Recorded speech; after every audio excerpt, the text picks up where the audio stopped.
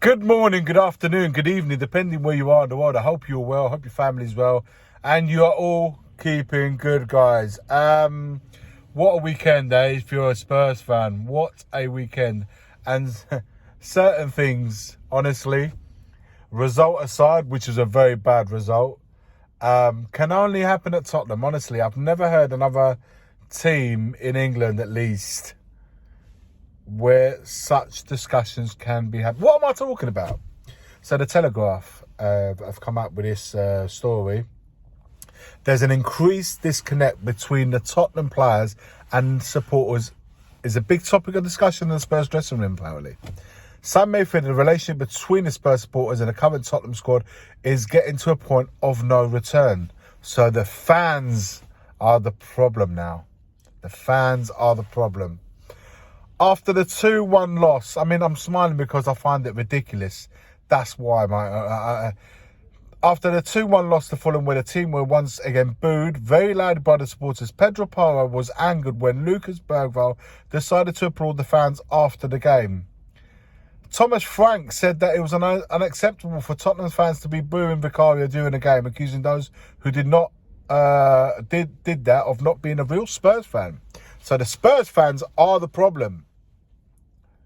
Tottenham players are discussing the disconnect. We'll go on to the Telegraph. Now over the topic of the worsening relationship between the players and the fans. It's a clear problem, of course, between players and fans. It's been discussed in detail by the squad. The issue is viewed as critical by the players, with the club source acknowledging that the topic was also discussed following the 1-0 loss to Chelsea at home earlier this month. Club insiders believe that it would be even more damaging if the issues are ignored or brushed under the carpet. The outlets added that is not the first set of Tottenham players who had concern about the relationship with the club's fans, with the same issue also being a point of discussion in the previous years. Spurs players have adopted a new convention to show solidarity. They now gather together in a centre circle at the end of the first half and leaving the pitch together. They are doing this in order to demonstrate their solidarity as squad, regardless of the atmosphere in the stadium.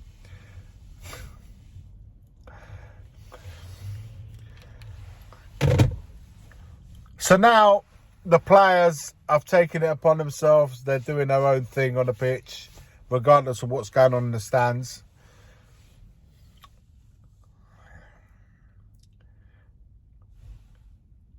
Somebody at the club needs to make a standpoint. You can't have a situation where the fans are now doing their own thing, the players are now doing their own thing, and the club stay quiet. A club statement has to come out. Somebody within the club, somebody of importance, obviously, have got to build bridges between this, because it's a fact that it's a problem. It's a fact that it's become toxic at the ground, especially in the home matches. It's very evident to see. But this standpoint of the players need the fans and the fans need the players. The players need to start taking responsibility that their performances, along with the results, and I include the manager in this, is totally unacceptable. That has to be, and they are addressing it, they're saying it after the games, but you go back to the next game and it's the same again. It can happen. You lose a North London derby, and it was a bad... It can happen. You lose at PSG, but where was the reaction against Fulham? Where was that? A team that's picked up a point away from home all season. They come to Tottenham Hotspur and they'll get 3 points. Where was that performance? Where was that energy there? There's plenty of energy going on after the game. A lot of talk, Instagram posts, this, that and the other. But Pedro Porro, my friend, I speak to you now. Fantastic. That's how you feel. That's how you feel. Instagram post. Brilliant. But your performance against Fulham, should we talk about that? At what point do you talk about your performance and say that that's unacceptable? What's happening in the stands is unacceptable. Yes, of course. But what about your performance? That was one of your worst displays at Spurs. If that's how you're feeling and you're feeling disconnected with the club, or you didn't feeling disconnected with the fans,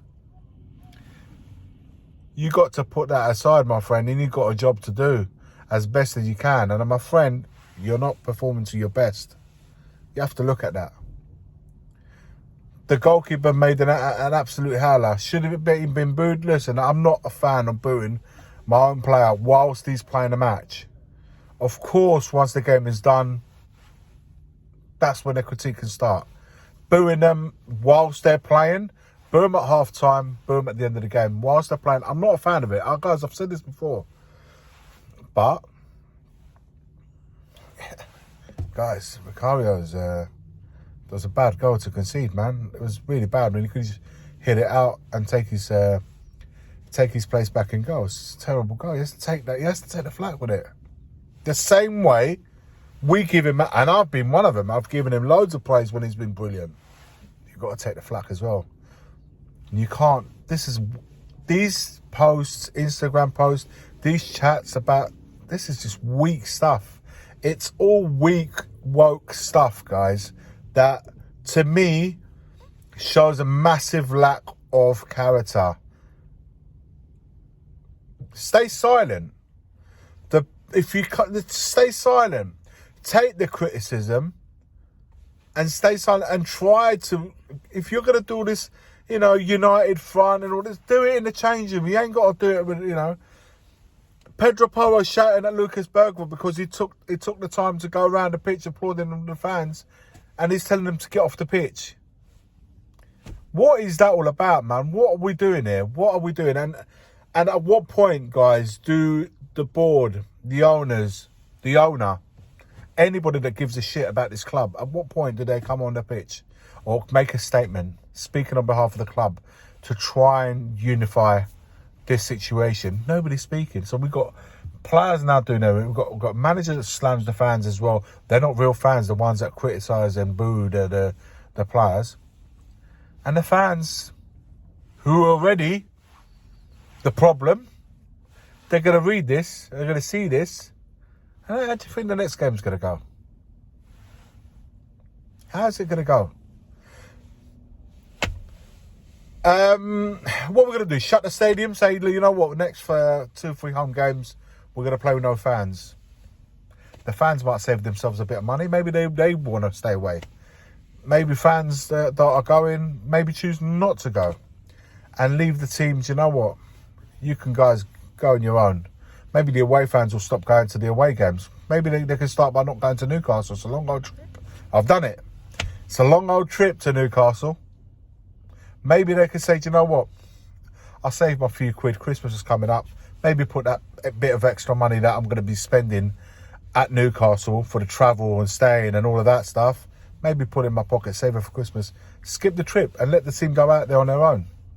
If the Spurs fans are the problem, if the fans are the problem, we can sort that out straight away as fans.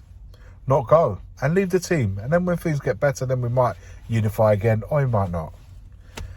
I don't understand this stance that the players have taken. I don't understand to a point, the fans are going over the top. And I do feel we are going over the top as a fan base, way over the top. Critique is absolutely fine. The performance has not been there, the results are not being there, and it's fine to critique the team, fine to critique the players. I think we're going a little bit overboard, I have to say that. But the fact the players they're professional footballers. They've got a job to do and they're not doing it. They're not doing it. Certainly not to the level required. The manager is adding to the confusion by continuously tinkering the team, which leaves the very few certainties that the team perhaps have gone. So we're in utter confusion. And everyone's pulling their own way. And the club, where they should be making a statement to unify this, to calm the situation down first and foremost, and to try and get the fans and the players in unity, they stay quiet. We have no leaders on the pitch. We have no leaders off the pitch. We don't have any leaders in the club, and it's complete. And it's a club in complete and utter disarray. But yet, the fans are the problem. Let me know your thoughts in the comments below. Like, comment and subscribe. As always, forever always, come on you Spurs.